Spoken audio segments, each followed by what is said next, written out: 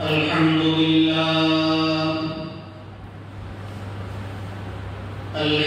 لله نحمده ونستعينه ونستغفره ونؤمن به ونتوكل عليه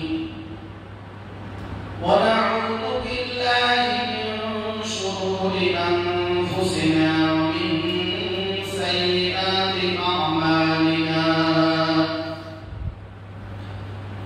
من يهده الله فلا مضل له ومن يضلله فلا هادي له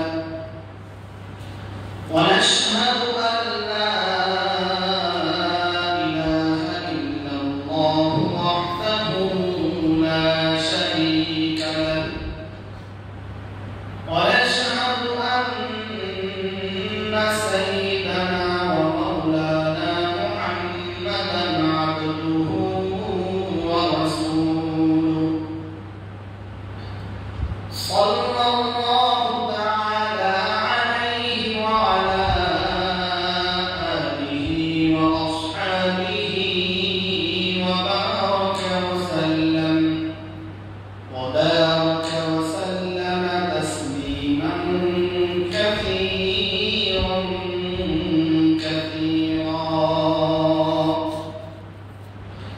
أما بعد فأعوذ بالله من الشيطان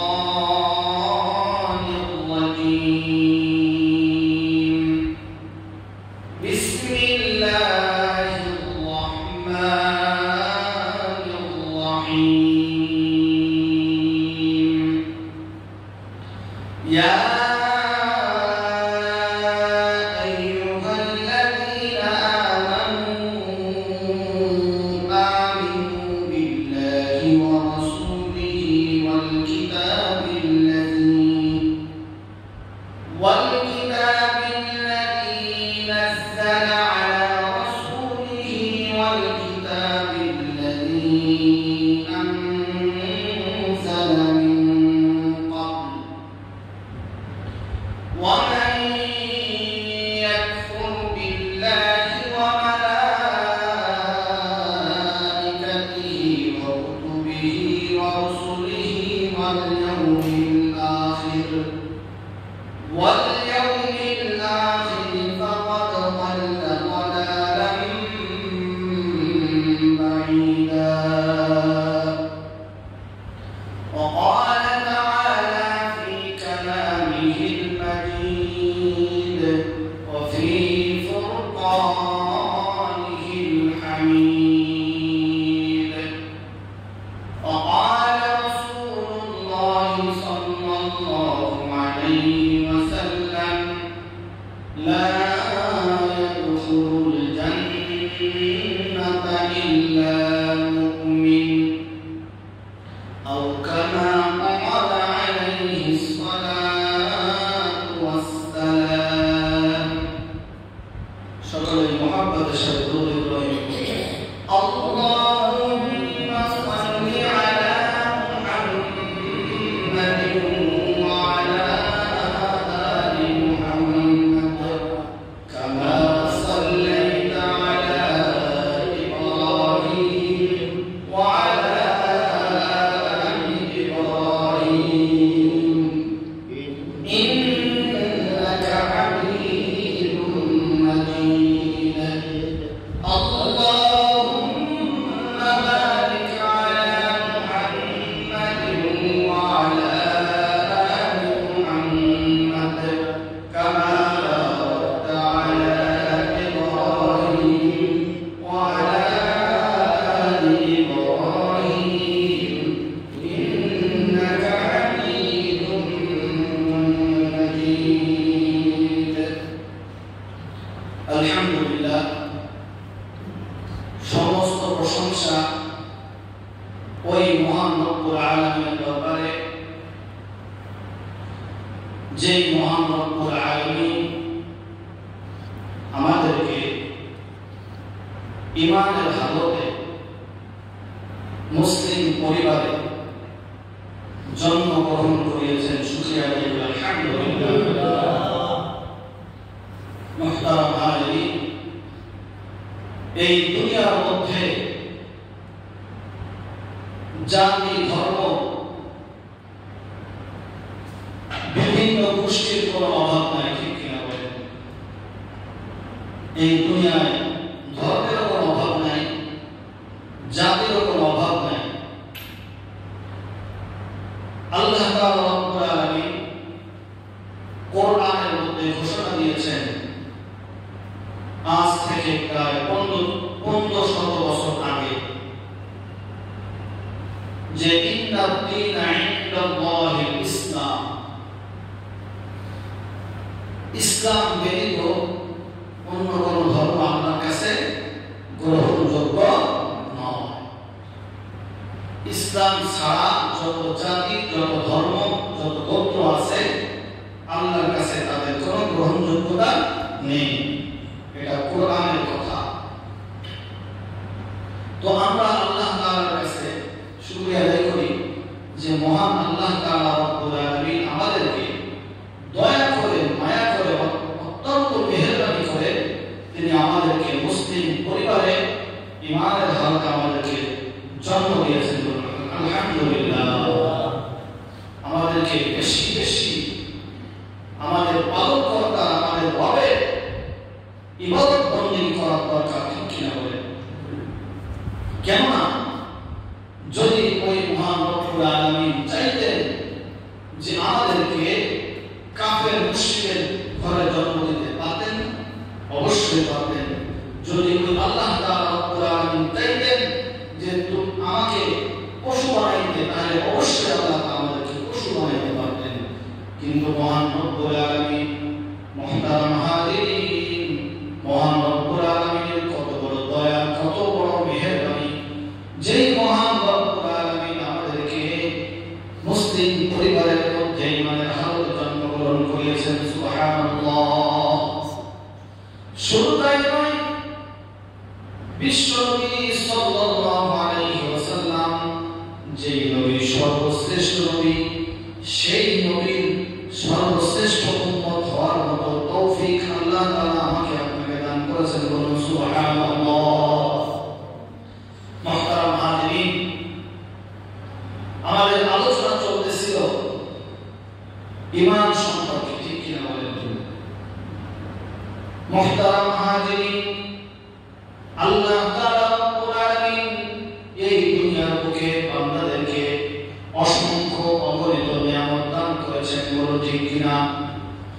আল্লাহ তাআলা রব্বুল আলামিনের নিয়ামত বাদ দিলে আর কিছুই থাকে না। আল্লাহ তাআলা রব্বুল আলামিনের সবচেয়ে বড় বড় নিয়ামতের মাধ্যমে, যেমন আল্লাহ তাআলা রব্বুল আলামিনের বড় নিয়ামত হলো আমাদের জীবন দান। আমাদেরকে তিনি জীবন দান করেছেন, আমরা জীবিত আছি, ঠিক কিনা বলেন? এরপরে বড় নিয়ামতের মধ্যে আল্লাহ তাআলা অসংখ্য অগণিত নিয়ামত রয়েছে, যেমন অক্সিজেন, বাতাস। বিনা পয়সায় আমরা বাতাস, অক্সিজেন গ্রহণ করতেছি, আবার ছাড়তেছি, যার কারণে আমরা জীবিত আছি, জীবিত থাকতে পারতেছি। বলুন ঠিক কিনা? এরকম ভাবে হিসাব করলে আল্লাহ তাআলা রব্বুল আলামিনের অসংখ্য অগণিত নিয়ামত আমরা গুণেও শেষ করতে পারবো না। বলুন সুবহানাল্লাহ। আল্লাহ তাআলা রব্বুল আলামিনের এই দুনিয়ার মধ্যে বান্দাদের প্রতি, মাখলুকের প্রতি যত নিয়ামত আছে তার মধ্যে সর্বশ্রেষ্ঠ নিয়ামত হলো ঈমান। সর্বশ্রেষ্ঠ নিয়ামত কি? ঈমান। সর্বশ্রেষ্ঠ নিয়ামত হলো মানুষের জন্য ঈমান। যে ঈমান না থাকলে সে কখনোই আল্লাহকে চিনতে পারবে না, আল্লাহকে জানতে পারবে না। সে কখনো রাসূল সাল্লাল্লাহু আলাইহি ওয়াসাল্লাম সহ নবীদেরকে চিনতে পারবে না। যে ঈমানের সাথে সম্পর্ক আছে পালনকর্তা আল্লাহ, যে ঈমানের সাথে সম্পর্ক আছে আসমানি কিতাবের, যে ঈমানের সাথে সম্পর্ক আছে সমস্ত জান্নাত নবীদের সাথে সম্পর্ক, যে ঈমানের সাথে সম্পর্ক আছে আখিরাতের, পরকালের, জান্নাতের, জাহান্নামের। এক কথায় আল্লাহ তাআলা রব্বুল আলামিন দুনিয়াতে মানুষের জন্য যত নিয়ামত দান করেছেন তার মধ্যে সর্বশ্রেষ্ঠ নিয়ামত হলো ঈমান। সুবহানাল্লাহ। এই নিয়ামত যার মধ্যে আছে সে এই ইমানের মতো নিয়ামত গ্রহণ করলে সে দুনিয়ায় যেরকম ভাবে কামিয়াবি আর সফলতা অর্জন করতে পারবে, ঠিক তেমনি ভাবে এই নিয়ামতের বদৌলতে পরকালে আল্লাহর সামনে সে চির মুক্তি পেয়ে জান্নাতের ফয়সালা আল্লাহ তাকে করে দিবেন। সুবহানাল্লাহ। তাহলে দুনিয়ার সবচেয়ে দামি জিনিস বাড়ি নয়, গাড়ি নয়, টাকা পয়সা নয়, ধন দৌলত নয়, ক্ষমতা আর দাপট নয়, সবচেয়ে দুনিয়ার মধ্যে সবচেয়ে বড় নিয়ামত হলো ঈমান। সবচেয়ে বড় নিয়ামত কি? ঈমান। এখন আমরা আলোচনা করব এই ঈমান কাকে বলে, এই ঈমান কাকে বলে আর ঈমানের শর্ত কি কি, এই বিষয় নিয়ে আলোচনা হবে। সর্বপ্রথম জানবো ঈমানের শাব্দিক অর্থ। ঈমানের শাব্দিক অর্থ কি? ঈমান শব্দটি একটি আরবি শব্দ। এই ঈমান শব্দের অর্থ হলো বিশ্বাস স্থাপন করা, কোনো কিছুকে সত্য করে মেনে নেওয়া, নিরাপত্তা দেওয়া ইত্যাদি। ঈমান শব্দের শাব্দিক অর্থ জানার পরে এরপরে আমরা জানবো ঈমান শব্দের পারিভাষিক অর্থ। শরীয়তের পরিভাষায় ঈমান কাকে বলে?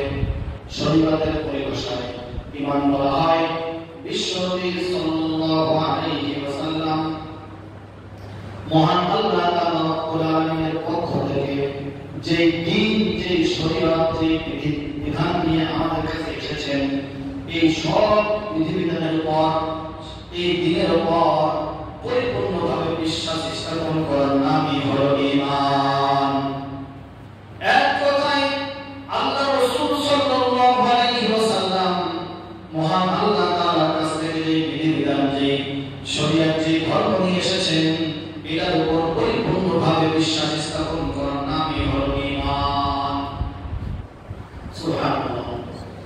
জমহুর মুহাদ্দিসিনগণ ঈমানের একটা ব্যাখ্যা করেছেন, সংজ্ঞা দিয়েছেন। সংজ্ঞা জমহুর মুহাদ্দিসিনগণ ঈমানের সংজ্ঞা এইভাবে বলেছেন: আল ঈমান হুয়া তাসদীকু বিল জিনান ওয়াল ইকরারু বিল লিসান ওয়াল আমালু বিল আরকান। জমহুর মুহাদ্দিসিনগণ বলেন ঈমান হলো তিনটি বিষয়ের সমষ্টিকে ঈমান বলা হয়। এক নম্বর হলো অন্তরে বিশ্বাস স্থাপন, দুই নম্বরে মুখের দ্বারা স্বীকার, আর তিন নম্বরে হলো ইসলামের মূল বিষয়ের উপর আমল করার নামই হলো ঈমান। জমহুর মুহাদ্দিসিনগণ তিনটি বিষয়ের সমষ্টিকে ঈমান বলেছেন। এক নম্বরে বলেছেন যে অন্তরে বিশ্বাস স্থাপন করার নাম ঈমান, মুখের স্বীকার করার নাম ঈমান, আর ইসলামের মূল যে নীতি, মূল যে আদর্শ, মূল যে বিধান রয়েছে, এইগুলোর উপর পরিপূর্ণভাবে আমল করার নাম ঈমান। এই তিনটি বিষয়ের সমষ্টিকে ঈমান বলা হয়। মুহতারাম হাজিরিন, ঈমান কাকে বলে এই বিষয়ে হযরত জিবরাইল আলাইহিস সালাম বিশ্বনবী সাল্লাল্লাহু আলাইহি ওয়াসাল্লামকে প্রশ্ন করেছিলেন। বলুন সুবহানাল্লাহ।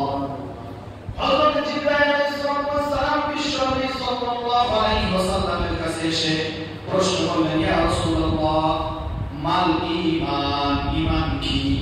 বিশ্বনবী সাল্লাল্লাহু আলাইহি ওয়াসাল্লাম জিবরাইল আলাইহিস সালামের কথা শোনার পরে, এই প্রশ্ন করার পরে বিশ্বনবী সাল্লাল্লাহু আলাইহি ওয়াসাল্লাম স্পষ্ট ভাষায়, পরিষ্কার ভাষায় তিনি ঈমানের সংজ্ঞা, ঈমানের ব্যাখ্যা জিবরাইল আলাইহিস সালামকে শুনিয়েছিলেন। সুবহানাল্লাহ। কিন্তু সমস্যা হলো আমাদের সমাজের মধ্যে কিছু মুসলমান আছে যে তারা ১৫০০ বছর আগে বিশ্বনবী সাল্লাল্লাহু আলাইহি ওয়াসাল্লাম যে ঈমানের শিক্ষা দিয়েছেন, প্রায় ১৫০০ বছর আগে বিশ্বনবী সাল্লাল্লাহু আলাইহি ওয়াসাল্লাম ঈমানের যে ব্যাখ্যা যেভাবে বুঝিয়ে দিয়েছেন, কিন্তু বর্তমান মুসলমান এই ঈমানকে গুরুত্ব না দিয়ে যতটুকু গুরুত্ব তারা গৃহস্থলী কাজে দেয়, গৃহস্থলী কাজ যতটা তারা মূল্যবান মনে করে, ঈমানকে ততটা মূল্যবান মনে করে না। ঠিক কিনা বলেন? বর্তমান মুসলমানের প্রেক্ষাপট এমন হয়ে গিয়েছে যে মুসলমানের কাছে গৃহস্থলী কাজের যে গুরুত্ব, ইমানের কতটা গুরুত্ব নাই, ঠিক কিনা? কৃষি কাজের যে গুরুত্ব মুসলমান দিচ্ছে, ইমানের এতটা গুরুত্ব দেয় না।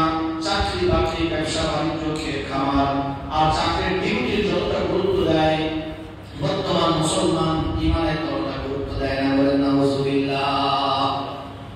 এই ইমান হলো এত বড় নিয়ামত, এত বড় দৌলত, যা বিশ্বনবী সাল্লাল্লাহু আলাইহি ওয়াসাল্লাম প্রায় 1500 বছর আগে সাহাবাদেরকে শিক্ষা দিয়েছিলেন। এবং জিবরাইল আলাইহিস সালাম প্রশ্ন করলেন, বিশ্বনবী উত্তর দিলেন। এর মানে এমনটি নয় যে জিবরাইল আলাইহিস সালাম ইমান সম্পর্কে জানেন না, এরকম কি নয়। জিবরাইল আলাইহিস সালাম প্রশ্ন করার মাধ্যমে কিয়ামত পর্যন্ত যত উম্মত আসবে বিশ্বনবী সাল্লাল্লাহু আলাইহি ওয়াসাল্লামের সমস্ত উম্মতদেরকে ইমানের গুরুত্ব সম্পর্কে, ইমানের দাওয়াত সম্পর্কে, ইমান প্রচারের জন্য তিনি জিজ্ঞাসা করলেন, মাল ঈমান, ইয়া রাসূলুল্লাহ, ঈমানটা কি? তাহলে ইমানের কত বড় গুরুত্ব, এই কথাটা 1500 বছর আগে বিশ্বনবী সাল্লাল্লাহু আলাইহি ওয়াসাল্লামকে প্রশ্ন করলেন কে? হযরত জিবরাইল আলাইহিস সালাম সাহাবীদের সামনে।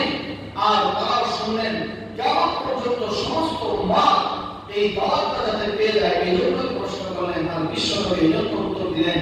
আর এই 1500 বছর পরে এসেও মুসলমান তারা কৃষি কাজকে যতটা গুরুত্ব দিচ্ছে, চাকরি বাকরি, ব্যবসা বাণিজ্য যতটা গুরুত্ব দিচ্ছে, গৃহস্থলী কাজের যতটা গুরুত্ব দিচ্ছে, ইমানকে তারা ততটা গুরুত্ব দিচ্ছে না। নাউজুবিল্লাহ। ইমানের গুরুত্ব কত বড়, ইমানের গুরুত্ব কত বড় একটু পরে আপনারা বুঝতে পারবেন। এই ইমানের প্রতি এত খামখেয়ালি, গুরুত্বহীন, এত অবজ্ঞা আর ইমানের এত বড় দুর্বলতা, ইমানের প্রতি মানুষের এত বড় আকৃষ্ট কম থাকা, এটা অনেক বড় ক্ষতির বিষয়। অনেক বড় কিসের বিষয়? অনেক বড় ক্ষতির বিষয়। এই উদাসীনতা, এই কথাটি প্রমাণ করে যে মুসলমানদের কাছে, একজন ইমানদারের কাছে বর্তমান প্রেক্ষাপটের কথা বলতেছি, যে এই উদাসীনতা মানুষদেরকে মনে করে যে, তারা মনে করে যে এই ইমানের থেকে আমার কৃষিকাজের গুরুত্ব বেশি, কৃষিকাজের দাম বেশি, এই ইমানের থেকে আমার গৃহস্থলী কাজের দাম বেশি, এই ইমানের থেকে আমার চাকরি বাকরি, ব্যবসা বাণিজ্যের দাম বেশি, এই ইমানের থেকে আমার চাকরির ডিউটির দাম বেশি। এই উদাসীনতা আমাদের থেকে এটাই প্রকাশ পায়, ঠিক কিনা বলেন? বলেন নাউজুবিল্লাহ। নাউজুবিল্লাহ বলেন। কারণ সুন্দরভাবে গৃহস্থলীর কাজ সুন্দরভাবে করলে পরিপূর্ণ জান্নাত পাওয়া যাবে, এরকম কোনো ঘোষণা আছে কিনা? এরকম কোনো ঘোষণা নাই। সুন্দরভাবে গৃহস্থলীর কাজ করলে অস্থায়ী জিন্দেগির কিছু আপনার শান্তি দিবে, কিছু উপকার পাবেন, ঠিক কিনা বলেন? ব্যবসা বাণিজ্য, ক্ষেত খামার সুন্দরভাবে করলে, যদি ক্ষেত খামার সুন্দরভাবে করা হয়, তাহলে এই ঘনস্থায়ী জিন্দেগি, দুনিয়ার জিন্দেগিটা আপনি কিছু ফসল ফলাইতে পারবেন, ফসল পাইবেন, ঠিক কিনা বলেন? আর যদি ব্যবসা বাণিজ্য ঠিক মতো আপনি সুন্দরভাবে করেন, তাহলে দুনিয়ার মধ্যে কিছু টাকার মালিক হবেন। আর যদি চাকরি বাকরি আপনি সুন্দরভাবে করেন, চিরস্থায়ী পরকালে আপনি কিছুই পাবেন না, বরঞ্চ দুনিয়ার ক্ষণস্থায়ী জিন্দেগিতে আপনি কিছু টাকা পাবেন, চাকরি বাকরি বিধি প্রদানের বলে, ঠিক কিনা? আর যে ইমান যদি আপনি সুন্দরভাবে ইমান আনতে পারেন আর ইমানের উপর থাকতে পারেন, যে ইমান আপনার পরকালে মুক্তি দিবে, তাহলে সেই ইমানের কত বড় গুরুত্ব, এই কথা তো বলার কোনো অবকাশ নাই, ঠিক কিনা বলেন? চাকরি বাকরি, ব্যবসা বাণিজ্য, ক্ষেত খামার, যা কিছু করি না কেন, সবকিছু ক্ষণস্থায়ী জিন্দেগিতে টিকে থাকার জন্য, ক্ষণস্থায়ী জিন্দেগিতে কিছু সচ্ছলতা আসার জন্য, ঠিক কিনা বলেন? এই সব ক্ষণস্থায়ী সুখ শান্তি। কিন্তু যে ইমান আপনাকে পরকালে মুক্তি দিবে, যে ইমান আল্লাহর কাছে আপনি চির মুক্তি পেয়ে জান্নাতে নিয়ে যাবে, সেই ইমান সম্পর্কে আমাদের আজ এই উদাসীনতা, ঠিক কিনা? এই উদাসীনতা আমাদেরকে আস্তে আস্তে মুসলমানদের এই মূল্যবান সম্পদ থেকে দূরে সরিয়ে দিচ্ছে। আর যার কারণে আজ ঘরে ঘরে নাস্তিকের জন্ম হচ্ছে, মুসলমানের ঘর জন্ম হচ্ছে ঠিকই, কিন্তু সে নাস্তিক, কিন্তু সে মুরতাদ, ঠিক কিনা বলেন? মুসলমানের ঘরে জন্ম নেওয়ার পরেও সে নাস্তিক আর মুরতাদ হয়ে দুনিয়া থেকে বিদায় নিচ্ছে, বলেন নাউযুবিল্লাহ। ১৫০০ বছর আগে হযরত জিবরাইল আলাইহিস সালাম বিশ্বনবী সাল্লাল্লাহু আলাইহি ওয়াসাল্লামকে প্রশ্ন করলেন, ইয়া রাসূলুল্লাহ মাল ঈমান, ঈমান কি? বিশ্বনবী সাল্লাল্লাহু আলাইহি ওয়াসাল্লাম ঈমানের কথা বললেন যে ৬টি কথা, ৬টি থেকে ৭টি কথার উপর আমল করা, ৭টি কথা বিশ্বাস করার নামই হলো ঈমান। কয়টি কথা? ৭টি কথার নাম, ৭টি কথার উপর বিশ্বাস করা এবং তার উপরে টিকে থাকার নামই হলো কি? ঈমান। এই ৭টি কথা কোরআনের মধ্যে একত্রিত কোথাও আসে নাই, উল্লেখ হয় নাই। কোরআনের মধ্যে বিক্ষিপ্তভাবে এই ৭টি কথা আলোচনা এসেছে। ঠিক তেমনি ভাবে বিশ্বনবী সাল্লাল্লাহু আলাইহি ওয়াসাল্লামের হাদিসের মধ্যেও একসাথে এই কথা আসে নাই, শুধুমাত্র হাদিসে জিবরীলের মধ্যে একসাথে এসেছে। বলুন সুবহানাল্লাহ। তাহলে এই ৭টি কথা, ঈমানের ৭টি কথার উপর বিশ্বাস স্থাপন করতে হবে।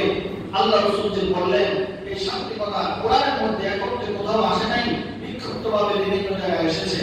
ঠিক তেমনি ভাবে হাদিসের মধ্যে বিক্ষিপ্তভাবে এসেছে, কিন্তু যে হাদিসের মধ্যে একত্রিতভাবে এই ৬টি কথা এসেছে, ৭টি কথা এসেছে, এই হাদিসকে বলা হয় হাদিসে জিবরীল। সুবহানাল্লাহ। কেননা জিবরাইল আলাইহিস সালাম রাসূলকে প্রশ্ন করেছিলেন যে ঈমান কাকে বলে, আর এই হাদিসটাকে বলা হয় হাদিসে জিবরীল। সুবহানাল্লাহ। এই হাদিসের মধ্যে আর কোরআনের মধ্যে যেহেতু একত্রে এই ৬টি কথা আসে নাই, ৬টি কথার আলোচনা একত্রে আসে নাই, কিন্তু হাদিসে জিবরীলের মধ্যে এসেছে। এখন একজন মুসলমান যারা কোরআন এবং হাদিসের শিক্ষাকে, কোরআন এবং হাদিসের শিক্ষায় যারা শিক্ষিত নয় এবং কোরআন এবং হাদিসের শিক্ষা যারা প্রয়োজনীয় মনে করে না, তারা কি এই ৬টি কথা নিজেরা বিশ্বাস করে বের করতে পারবে? এটা কি সম্ভব? কখনোই সম্ভব নয়। কারণ কোরআনের মধ্যে সে কখনোই বুঝতে পারবে না কোথায় এই ৬টি কথা আল্লাহ পাক আলোচনা করেছেন। হাদিসের মধ্যে তারা খুঁজতেও বুঝতে পারবে না, জানতে পারবে না যে আল্লাহ রাসূল বিশ্বনবী সাল্লাল্লাহু আলাইহি ওয়াসাল্লাম ঈমানের এই ৬টি কথা কোথায় আলোচনা এনেছেন। ঠিক কি না বলেন? কোরআনের শিক্ষাকে যারা গুরুত্ব দিচ্ছে না, হাদিসের শিক্ষাকে যারা গুরুত্ব দিচ্ছে না, তারা পশ্চিম কালেও যে ঈমান কি জিনিস আর ঈমান কয়টি জিনিসের উপর প্রতিষ্ঠিত থাকে, কয়টি বিষয়ের উপর বিশ্বাস স্থাপন করলে ঈমান হয় আর নয় ঈমান হয় না, এই কথা তারা বোঝার কোনো যোগ্যতা রাখে না। ঠিক কি না বলেন? কোরআনের মধ্যে যদি তাদেরকে খুলেও দেওয়া হয় যে তোমরা বের করো যে কয়টি কথার উপর বিশ্বাস করলে ঈমান থাকে, ঈমান পরিপূর্ণ হয়, হাদিস খুলে দিলেও তারা বের করার যে যোগ্যতা রাখে না। তখন এখন এদের কিভাবে ঈমান আনতে হবে, কিভাবে জানতে হবে? একমাত্র জানার মাধ্যম হলো আমাদের বাংলাদেশে নয়, শুধু সারা পৃথিবীর মধ্যে যত আলেম ওলামা আছে, হক্কানি আলেম ওলামা, তারা এই জনগণের সুবিধার জন্য এই কোরআন থেকে এবং হাদিস থেকে ঈমানের যে বিষয়গুলো ৬টি ৭টি যে আলোচনা আছে, এই ৬টি ৭টিকে একটি কালিমার মধ্যে ঢুকিয়ে দিয়েছেন। বলুন সুবহানাল্লাহ। হক্কানি আলেম ওলামা চিন্তা করলেন যে জনসাধারণ যারা মুসলমান আছে, যারা কোরআন পড়তে জানে না, কোরআনের অর্থ জানে না, হাদিস পড়তে জানে না, হাদিসের অর্থ জানে না, তারা কিভাবে ঈমান আনবে? এই ৬টি কথাকে কিভাবে তারা একত্র করে পড়তে পারবে, শিখতে পারবে, বিশ্বাস করতে পারবে? এই সুবিধার জন্য হযরত উলামায়ে কেরাম তারা এই ৬টি কথাকে একটি কালিমার মধ্যে ঢুকিয়ে দিয়েছেন। সুবহানাল্লাহ। এই কালিমার নাম কি?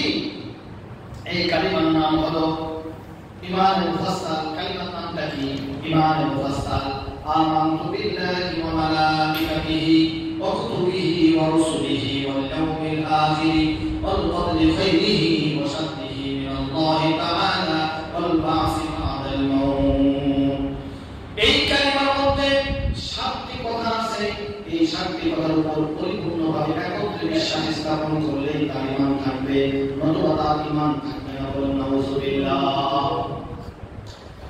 এই কালিমা আমরা অধিকাংশ লোক জানি, ঠিক কিনা? আমরা অধিকাংশ লোক জানি নাকি?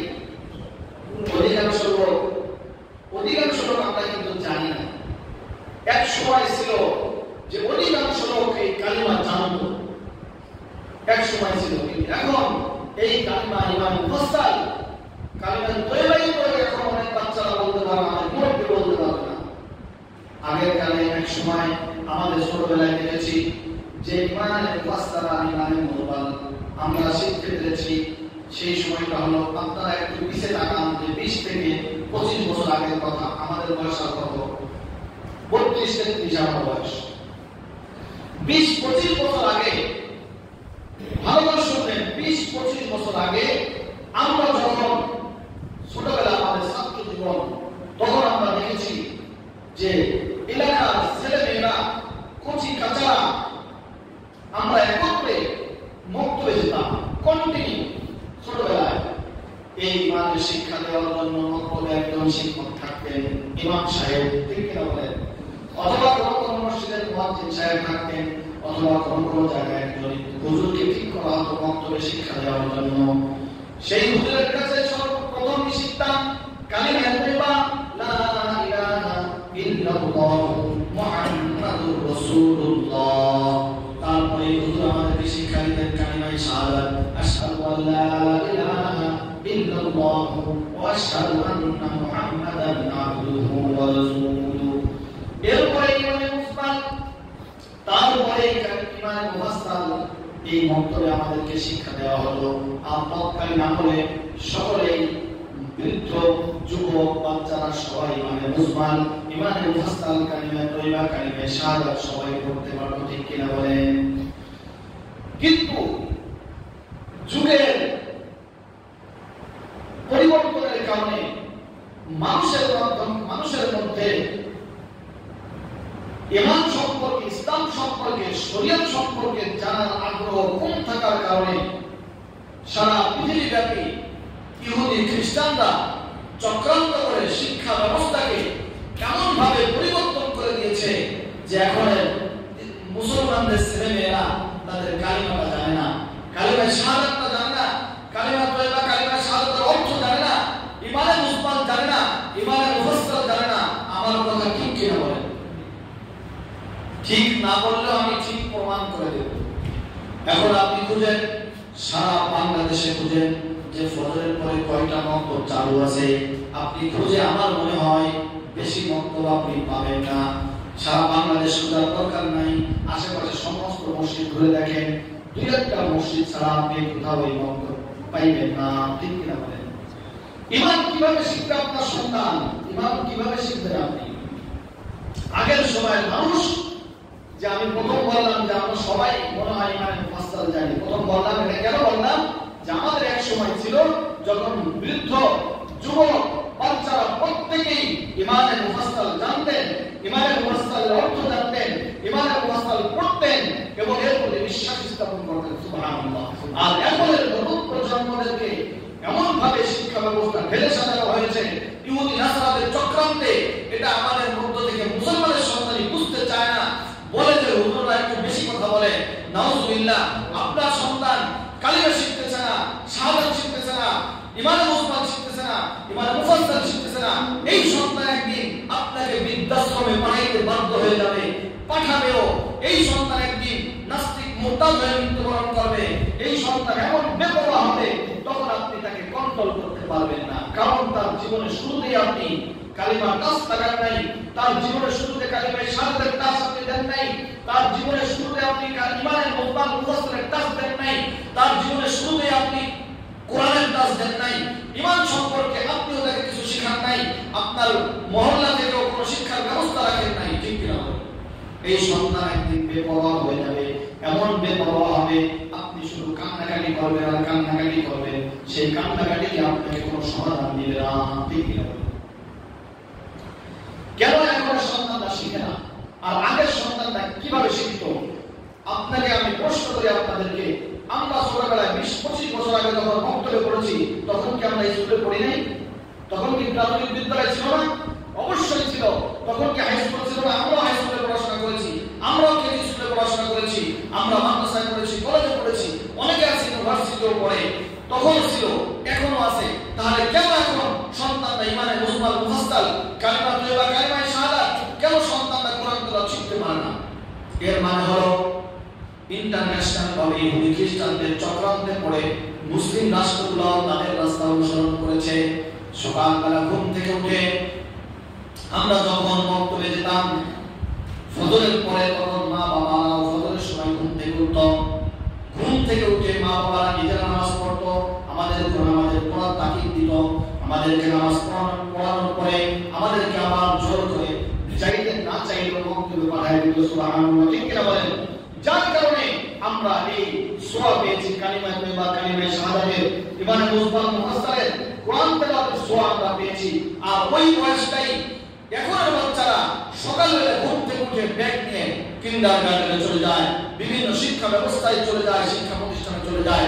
ইহুদি নাসারা এইভাবে চক্রান্ত করেছে, মুসলমানরা এখন বুঝতেছে না। একদিন বুঝবে যখন মুসলমানের সন্তান কাফের সন্তানের মধ্যে কোনো পার্থক্য থাকবে না। একদিন মুসলমানের সন্তান বিধর্মী সন্তানের মধ্যে কোনো পার্থক্য থাকবে না। সেদিন আফসোস করেও কোনো কুল কিনারা খুঁজে পাওয়া যাবে না। ঠিক কিনা বলেন? তাহলে ঈমান শিখতে হবে কোথায়? ঈমান শিখার ব্যবস্থা করতে হবে প্রত্যেকটি মসজিদে, প্রত্যেকটি বাসার মধ্যে। মা বাবা শিখতে হবে এবং বাচ্চাদেরকে শিখাইতে হবে। আপনি এখন হুজুরদের কাছে দোয়া চান যে হুজুর আমার সন্তানের জন্য দোয়া করেন, আমার সন্তান আমার কথা শোনে না, অবদ্ধ হয়ে গিয়েছে। আমি বলি গাড়ি চাইতে, আমার সন্তান যায় বায়। আমি বলি সন্তানকে নেশা থেকে দূরে থাকো, প্রেম প্রীতি পরকীয়া থেকে দূরে থাকো, জেনা ব্যভিচার থেকে দূরে থাকো। আমার সন্তান তো আমার কথা শুনে না। আরে ভাই, তোমার কথা তোমার সন্তান কিভাবে শুনবে? তুমি তো তাকে ছোটবেলা থেকে কোরআনের টাচ দাও নাই, আরবি শিক্ষার টাচ দাও নাই, আল্লাহ প্রদত্ত আসমানি কিতাবের শিক্ষা তাকে তুমি দাও নাই, কালিমা তয়্যিবা, কালিমা শাহাদাতের শিক্ষা দাও নাই, এর অর্থ কি আসে সেটাও তুমি শিখাও নাই, ইমানে মুসবাল, ইমানে মুফাসসালের শিক্ষা তুমি তাকে দাও নাই। সে কিভাবে বুঝবে আমি কোন ধর্মের উপরে আছি, কোনটার উপরে আমাকে বিশ্বাস করতে হবে, কোনটার উপরে আমাকে বিশ্বাস করা যাবে না, কোন কাজ আমার জন্য সঠিক হবে, কোন কাজ আমার জন্য বেঠিক, এটা সে শিখে নাই, তুমি শেখার ব্যবস্থা করো নাই। এজন্য আজ তোমার সন্তান তোমার কথা তো শুনতেছে না। এমনকি এমন কুলাঙ্গার কিছু সন্তান বাংলাদেশে বিভিন্নভাবে প্রচার হয়েছে যে সন্তান বিদেশে বসে আছে উচ্চ শিক্ষার জন্য, মাতা পিতা সারা জীবনের সমস্ত ইনকাম দিয়ে তাকে বিদেশে পড়াশোনা করাচ্ছে। বিদেশ থেকেই সন্তান মায়ের বাসা বিক্রি করে দিয়েছে। নাউযুবিল্লাহ, বাংলাদেশের ঘটনা। মা যে বাসায় আছে, মা সেই ফ্ল্যাট সন্তান বিদেশ থেকে বিক্রি করে দিয়েছে। যখন যাদের কাছে বিক্রি করা হয়েছে তারা যখন দলিল দিয়ে চলে আসছে যে আপনি বাসা ছেড়ে দেন, পরে বললো যে বাসা তো আমার, আমি কেন বাসা ছাড়বো? তখন বললো যে এই দলিল আপনার সন্তানের নামে, সেই সন্তান বিদেশ থেকে আমাদের কাছে জায়গা বিক্রি করে দিয়েছে বাড়ি সহ, এখন আপনাকে এখানে থাকা যাবে না, আপনি বের হয়ে যান। এখন আইনের রুলসে তো এই মহিলারা থাকার কোনো ব্যবস্থা এখানে নাই। মহিলা বোরকা করে সেই মহিলা কান্নাকাটি করে বের হয়ে গেছে। তখন লোকরা জিজ্ঞাসা করতেছে আপনি থাকবেন কোথায়? আমি রাস্তায় থাকবো। বললো যে কেন থাকবেন রাস্তায়? তখন বললো যে আমার কপাল, এটা আমার ভাগ্য, এটা আমার তকদির। আমার কুলাঙ্গার সন্তান মায়ের জন্য সে ফ্ল্যাটটাও বিক্রি করে দিল, মায়ের জন্য ফ্ল্যাটটা রাখতে পারলো না। কেন এরকম ভালো সন্তান? এই সন্তান নষ্ট হওয়ার পিছে আমি সর্বপ্রথম বলবো মা বাবার অনেকটা ভূমিকা আছে, দায়ী মা বাবা। ঠিক কিনা বলেন? আপনি কোরআনের শিক্ষা দেন নাই, হাদিসের শিক্ষা দেন নাই। এই পৃথিবীতে যত মানুষ ভালো হয়েছে, যত মানুষ ভালো থেকেছে, প্রত্যেকটা মানুষ একটি ধর্মের বিশ্বাসের উপর থাকার কারণে ভালো হয়েছে। এই পৃথিবীর মধ্যে যত খারাপ মানুষ ছিল, বিশ্বনবী সাল্লাল্লাহু আলাইহি ওয়াসাল্লামের আমল কিন্তু জিনা ছিল না। বিশ্বনবী সাল্লাল্লাহু আলাইহি ওয়াসাল্লামের আমল মাদসুয়া ছিল। বিশ্বনবী সাল্লাল্লাহু আলাইহি ওয়াসাল্লামের আমল খুন খারাপি ছিল। কিন্তু যখন বিশ্বনবী সাল্লাল্লাহু আলাইহি ওয়াসাল্লাম তাদেরকে দাওয়াত দিলেন যে লা ইলাহা ইল্লাল্লাহু মুহাম্মাদুর রাসূলুল্লাহ, যখন তারা বিশ্বনবী সাল্লাল্লাহু আলাইহি ওয়াসাল্লামের দাওয়াত গ্রহণ করলেন, তারপরে বিশ্বনবী সাল্লাল্লাহু আলাইহি ওয়াসাল্লাম বললেন যে আমানতু বিল্লাহি ওয়া মালাইকাতিহি ওয়া কুতুবিহি ওয়া রাসূলিহি ওয়াল ইয়াউমিল আখির ওয়াল কদরি খাইরিহি ওয়া শাররিহি মিনাল্লাহি তাআলা ওয়াল বা'সি বা'দাল মাউত। হে আমার সাহাবীরা শোনো, হে আমার উম্মতেরা শোনো, ঈমানের মুফাসসালের মধ্যে 7টি বিষয় আছে। তার মধ্যে তোমরা যদি সবগুলোর উপর একসাথে বিশ্বাস স্থাপন করতে পারো, তাহলেই তোমরা ঈমানদার, তাহলে তোমরা পরেজগার মুত্তাকি থাকতে পারবে। এক নম্বরে আমানতু বিল্লাহি, আমি আল্লাহ তাআলার উপর ঈমান আনলাম। দুই নম্বরে আমানতু বিল্লাহি ওয়া মালাইকাতিহি, তার সমস্ত ফেরেশতাদের উপর, ওয়া কুতুবিহি, তার সমস্ত আসমানী কিতাবের উপর, ওয়া রাসূলিহি, যেমন তার সমস্ত নবী ও রাসূলগণের উপর রাসূলিহি ওয়াল কদরি খাইরিহি ভালো তাকদীরের উপর ওয়াল আখিরাতের উপর ওয়াল কদরি খাইরিহি ওয়া শাররিহি মিনাল্লাহি তাআলা ওয়াল বাসি বাদাল মাউত পুনরায় উত্থিত হওয়ার দিবসের প্রতি অর্থাৎ আখিরাতের প্রতি এইভাবে সাতটি বিষয়ের উপর তোমরা ঈমান আনতে হবে একত্রে। এর মধ্য থেকে যদি তোমরা কোনটা ছেড়ে দাও তাহলে তোমাদের ঈমান থাকবে না। ঈমান যখনই সাহাবা আজমাইন আনলেন, তারাও তো অনেক সাহাবী ছিল যারা বিভিন্ন ভাবে গুনাহের মধ্যে কাফের থাকা অবস্থায় লিপ্ত ছিল। যখন তারা ঈমান আনলো, ঈমান আনার পরে বিশ্বনবী সাল্লাল্লাহু আলাইহি ওয়াসাল্লাম বললেন নেশা হারাম। নেশা কি? হারাম। জুয়া হারাম, জেনা হারাম, শুকরের মাংস হারাম, সুদ ঘুষ হারাম। এক কথায় সমস্ত সাহাবা আজমাইন রাসূলের কথা অনুসরণ করে সমস্ত কিছু মেনে নিয়েছেন। এইজন্য সাহাবীরা স্বর্ণযুগের স্বর্ণ মানব, তারা দুনিয়া থেকে জান্নাতের সার্টিফিকেট পেয়ে গেছে। সুবহানাল্লাহ, ঠিক কি না বলেন? আর আজ মুসলমান দেখা যায় দাড়ি আছে, টুপি আছে, পাঞ্জাবি আছে, পাঁচ ওয়াক্ত নামাজ আছে, কিন্তু সুদ খায়, কিন্তু ঘুষ খায়, পরের জায়গায় ঠেলে খায়, ভাইয়ের হক নষ্ট করে জমি রেখে নিয়ে যায়, বোনের হক নষ্ট করে জমি রেখে নিয়ে যায়, চাচার জমি দেয় না, ফুফুর জমি দেয় না, বৃদ্ধ মা মাতা পিতাকে বৃদ্ধাশ্রমে পাঠায় দেয়। এখন মুসলমান এরকম কেন হয়ে গেল? তারা ঈমান আনছে ঠিকই, তাদের ঈমানের মধ্যে তারা প্রতিষ্ঠিত নাই। দেখতে তারা মানুষ, দেখতে তারা মুসলমান, কিন্তু তাদের মধ্যে পশু আত্মা ঢুকে গিয়েছে, তাদের মধ্যে কাফেরদের আত্মার মতো হয়ে গিয়েছে, তাদের আত্মা পবিত্র নাই, নাপাক হয়ে গিয়েছে। তারা যে ঈমানের মুসলমান, ঈমানে মুফাসসাল, কালিমা তয়্যিবা, কালিমা শাহাদাতের শিক্ষা তারা পায় নাই। আর এরপরেও তারা এই শিক্ষার উপরে প্রতিষ্ঠিত থাকে নাই। তারা যুগের চাহিদা মনে করে যে এই দুনিয়ায় সবকিছু সমাধান, দুনিয়ার ইনকাম, টাকা পয়সা, বাড়ি গাড়ি সবকিছুই সমাধান, এটা মনে করে তারা দুনিয়ার পিছনে শুধু মেহনত করেছে, আখিরাতকে ছেড়ে দিয়েছে। যার কারণে তারা এই নোংরা চিন্তাধারা মানুষগুলি গঠন হয়ে গিয়েছে। নাউজুবিল্লাহ। যেই মানুষটা পরকাল ভুলে যাবে, তার আল্লাহকে ভুলে যাবে, তার নবীকে ভুলে যাবে, তার শরীয়ত ধর্ম ভুলে যাবে, তার গ্রন্থ আসমানি কিতাব ভুলে যাবে, সেই মানুষটা দেখতে মানুষ হলো, সে জানোয়ার হয়ে যাবে, পশু আত্মা হয়ে যাবে, সে কাফেরের মধ্যে তার মধ্যে কোনো পার্থক্য থাকবে না। নাউজুবিল্লাহ। তাহলে এই ঈমান টিকে রাখার জন্য অবশ্যই আপনাকে ঈমানে মুফাসসাল শিখতে হবে। কিনা বলেন? ঈমানে মুফাসসাল শিখতে হবে, মুখস্থ করতে হবে এবং এই সাতটি কথার উপরে প্রতিষ্ঠিত থাকতে হবে। ইনশাআল্লাহ আল্লাহ তাআলা আমাদের সকলকে এই ঈমানে মুফাসসাল মুখস্থ করে এর অর্থ শিক্ষা করে এর উপরে প্রতিষ্ঠিত থাকার তৌফিক দান করুন। আমিন। ওয়া আখিরু দাওয়ানা আলহামদুলিল্লাহি রাব্বিল আলামিন। আল্লাহ তাআলা সারা দুনিয়ার সমস্ত মানুষদেরকে হিদায়াত দান করেন। বলুন আমিন। ইনশাআল্লাহ আমাদের ঈমান সম্পর্কে পর্যায়ক্রমে প্রত্যেক জুমার সামনে যতদিন আমরা আলোচনা করতে পারি ঈমান সম্পর্কে আলোচনা হবে ইনশাআল্লাহ তাআলা।